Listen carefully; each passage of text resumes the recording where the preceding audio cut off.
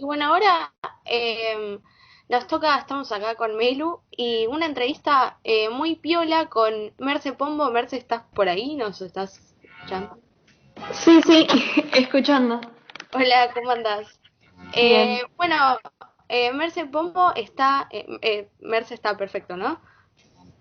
Eh, Eh, Te digo Merce, sí, sí, sí. dale. Está en Jóvenes por el Clima y primero creo que estaría bueno si podías explicar acá, porque es una agrupación que capaz mucha gente no conoce, bueno, cómo funciona, qué es, qué vienen haciendo. Bien.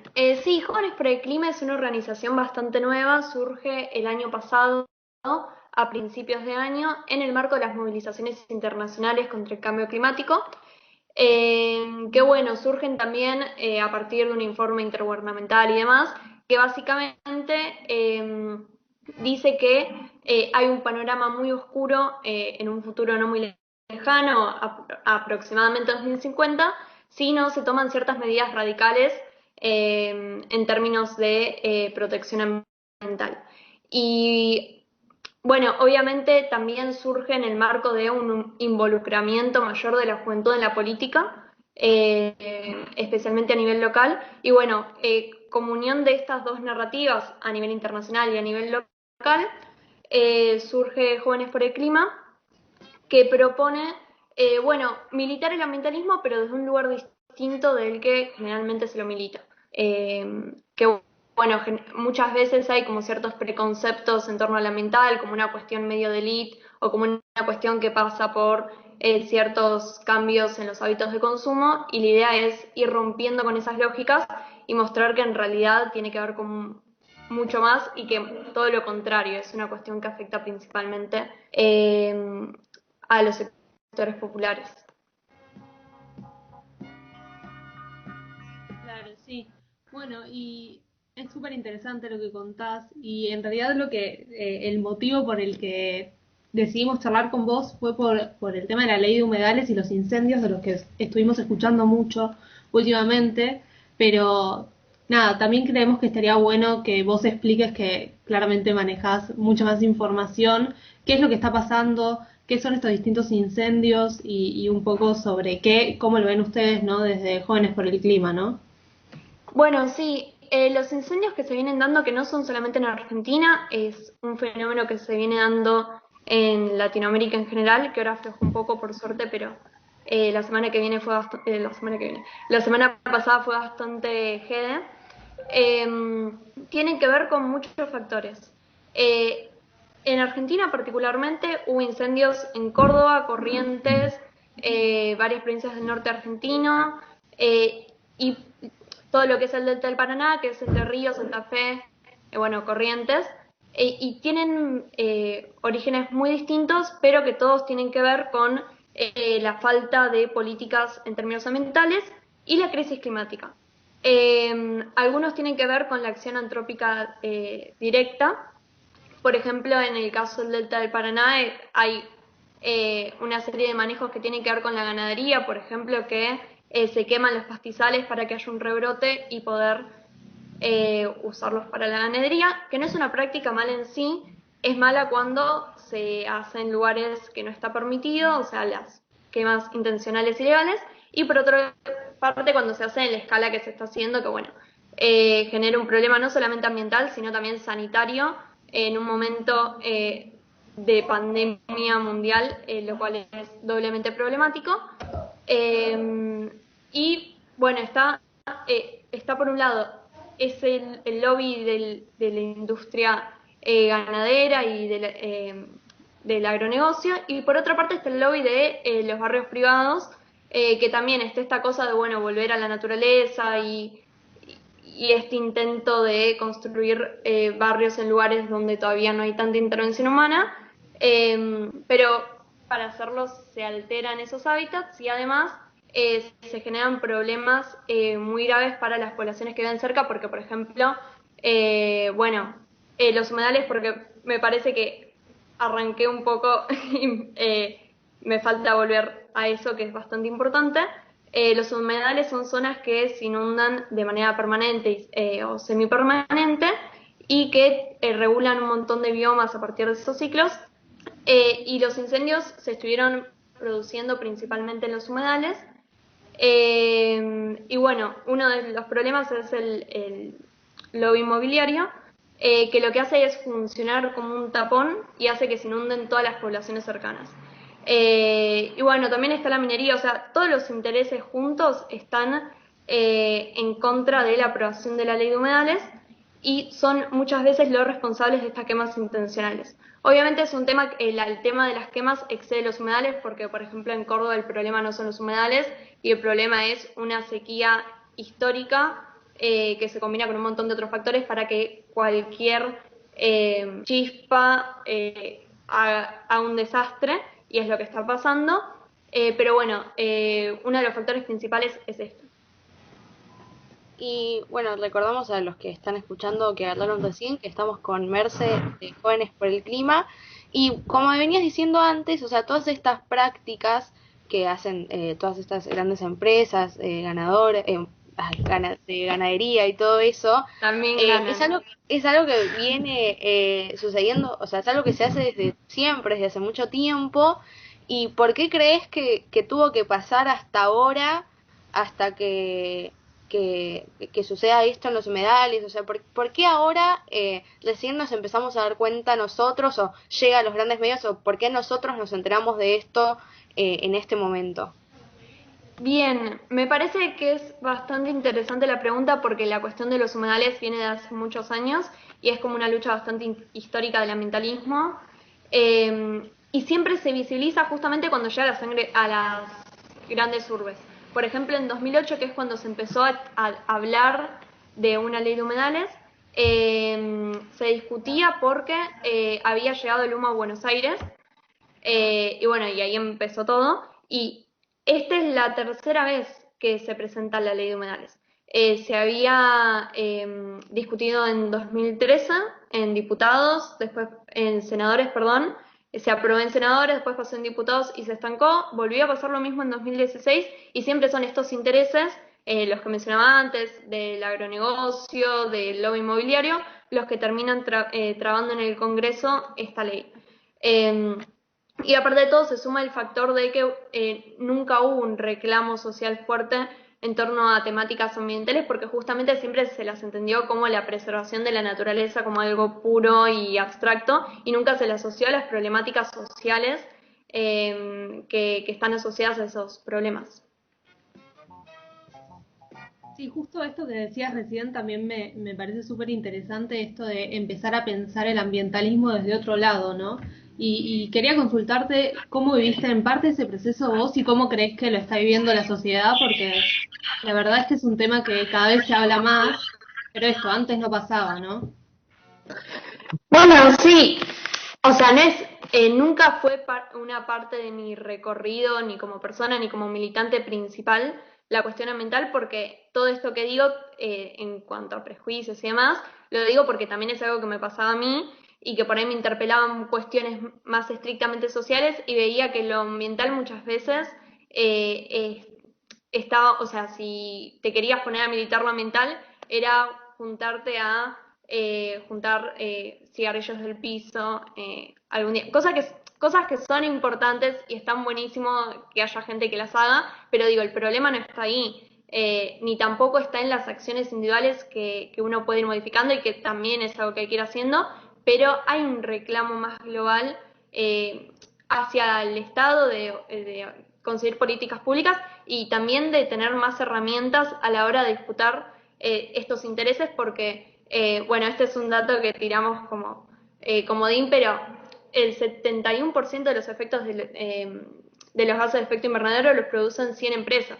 Entonces, hay un límite en lo que se puede hacer desde lo individual y sí o sí se tiene que reclamar por un cambio más sistémico. Y bueno, y parte de lo que me hizo empezar a militar por ahí esta cuestión como fuerza, o sea, a mí me interpelaba por ahí más la cuestión que tenía que ver con el problema de los agrotóxicos en ciertas provincias, que es un problema también bastante terrible, y un poco me metí a militar por eso, pero por ahí le empecé a meter más centralmente esta cuestión por el tema de que realmente el panorama futuro es bastante terrible. O sea, tenemos un panorama anunciado por la ciencia que, para bien o para mal, es donde como sociedad depositamos la capacidad de transmitir verdad, que nos está diciendo que nos espera un futuro con mayor escasez de recursos, con catástrofes socioambientales,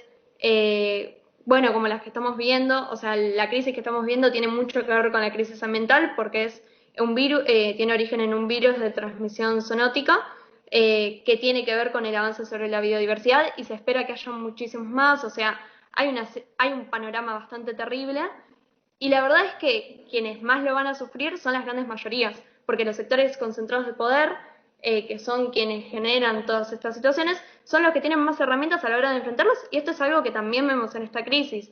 O sea, quienes se pueden quedar en sus casas, quienes tienen acceso a un sistema de salud privado y un montón de otros factores, son quienes más recursos tienen, y esto se amplifica por mil en todo lo que es el panorama de la crisis climática. Entonces, es muy difícil asimilar todo eso porque es un montón y realmente si uno lo piensa con miras a, no sé, 2050 no es tanto.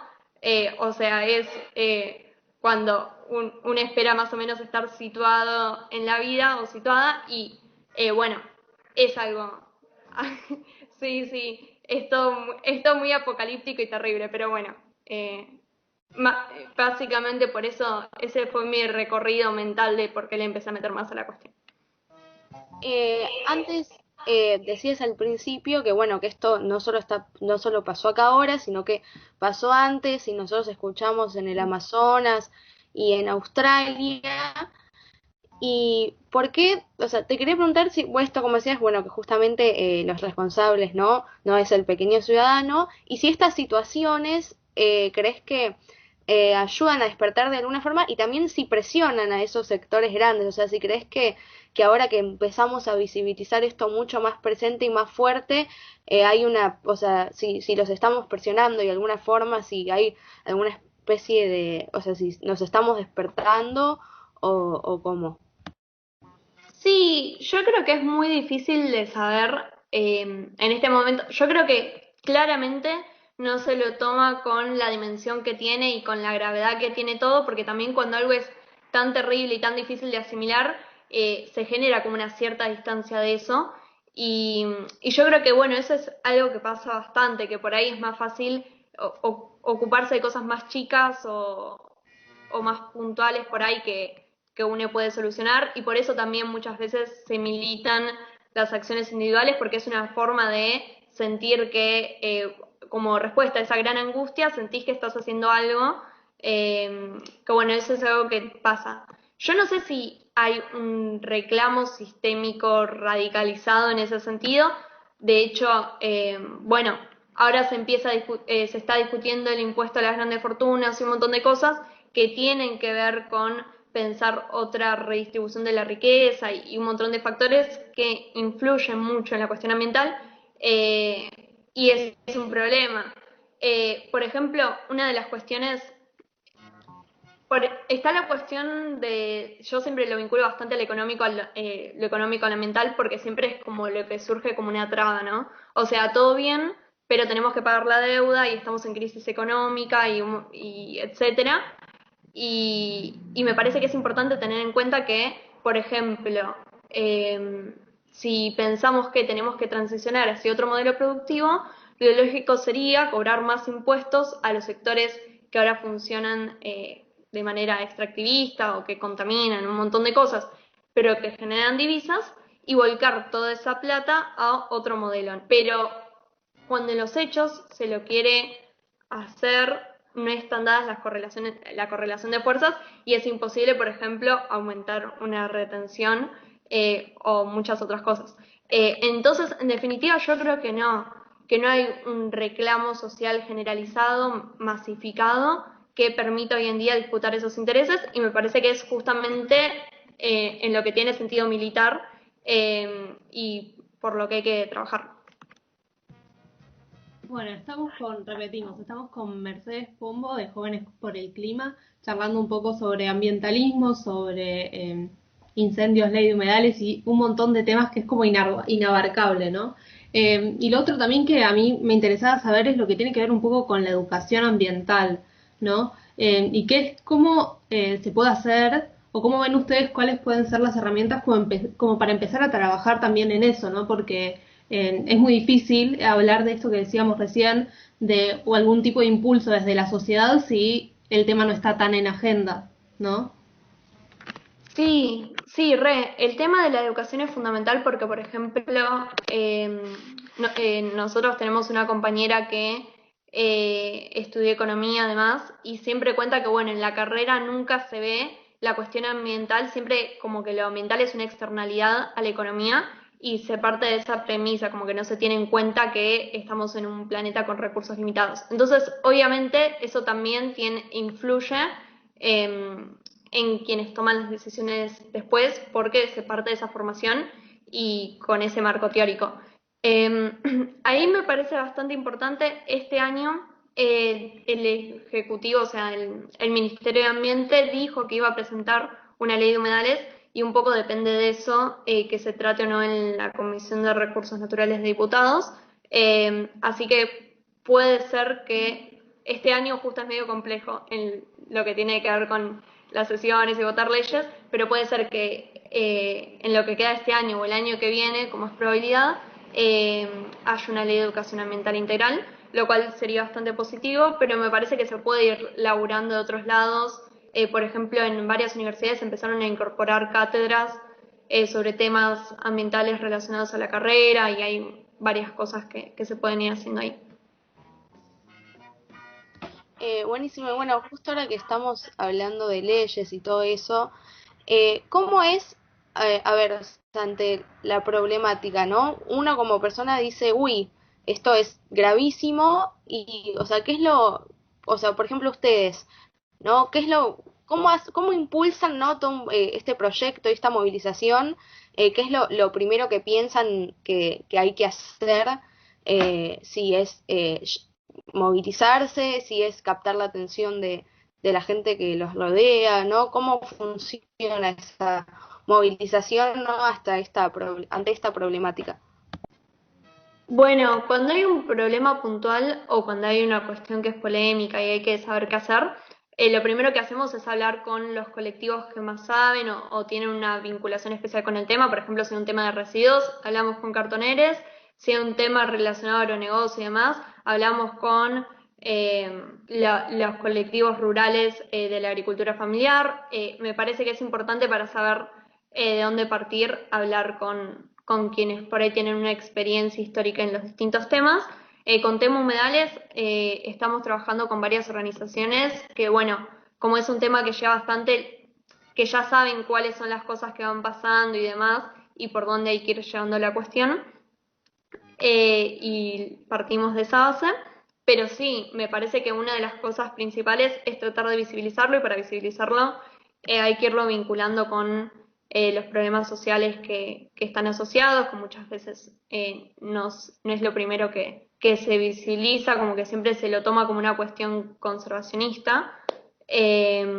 Y después, eso, tratar de también como desde Jóvenes por el Clima creemos bastante en la incidencia política, que no es algo que esté consensuado entre todas las organizaciones ambientales, también está como esa cosa de que lo ambiental se tiene que mantener como una cosa pura, separada de la política, que es un tema que también hay que ir deconstruyendo porque los problemas ambientales son, por acción o por desidia, consecuencia de políticas públicas y entonces hay que también disputar ese terreno.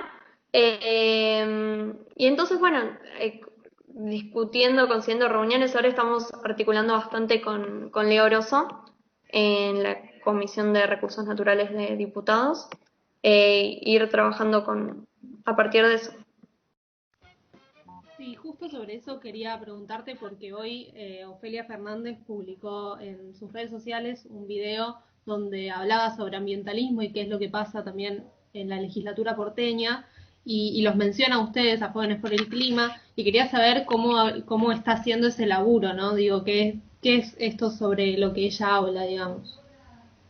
Vi el video, pero ¿me recordás qué parte específicamente? Sí, en realidad ella hablaba Sí. sobre que el laburo de ella desde la legislatura sobre este tema, que ella coordina con gente que cree que allá adentro puede Ah, interesarse en sí. el tema y que además labura con ustedes, que está como en comunicación constante y nada, quería saber también un poco como Feria a veces está presentada como una imagen de la política en la juventud y esa asociación tiene también mucho que ver con Jóvenes por el Clima, ¿no?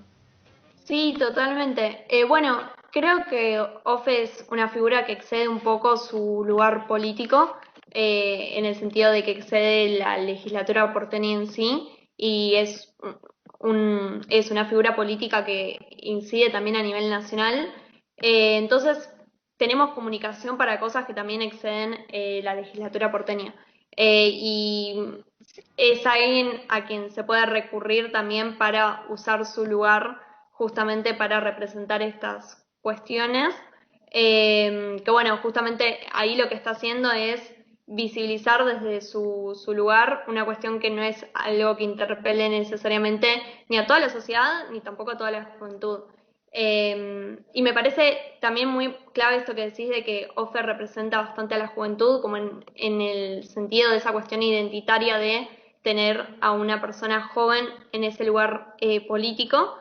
Que bueno, que es algo que cuesta mucho disputar y que también nos cuesta bastante a nosotros, como que esté ese cuestionamiento a la inexperiencia y que bueno, todo lo que surge a partir de eso, y me parece bastante clave que bueno, puede estar ahí y, y que un poco vaya rompiendo esas barreras que se le van poniendo a la juventud. No sé si responde. Bueno, por último, ya para ir cerrando porque se nos está yendo el tiempo, quería preguntarte si recomendás alguna, bueno, ya estuviste nombrando, pero fuente de información, ¿no? Porque justamente con estos temas a veces es delicado qué tipo de información consumimos, qué medios, qué fuentes. Si vos podías recomendar, ¿no? A dónde acudir, bueno, claramente a Jóvenes por el Clima, pero si tenías alguna recomendación de dónde informarse sobre esto. Sí, hay varias organizaciones que hacen informes que están bastante buenos. Por ejemplo, FARM, Fundación Ambiente y Medio, que se pueden encontrar y muy fácil y que aparte de todo son información un poco más simplificada, porque también se puede buscar directamente al panel intergubernamental sobre cambio climático y demás, pero son como muchos datos y lo importante es como que está bastante escondido. Así que me parece que eso está piola.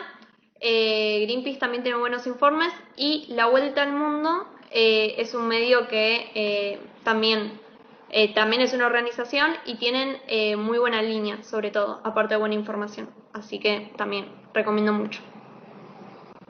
Bueno, buenísimo. Esa información creo que es bastante clave, porque nada, a veces es muy difícil en la vorágine de las redes sociales saber de dónde buscar información buena y chequeada. Así que bueno, te queríamos agradecer, Merce, por este ratito, por aclararnos un poco las dudas y darnos un pantallazo general de este tema que es súper amplio y podemos seguir charlando un montón. Pero nada, muchísimas gracias. Y ahora vamos a escuchar, primero voy a decir tu nombre completo, es Mercedes Pombo de Jóvenes por el Clima, y ahora vamos a escuchar un tema que se llama Ruido de Ine Aguirre.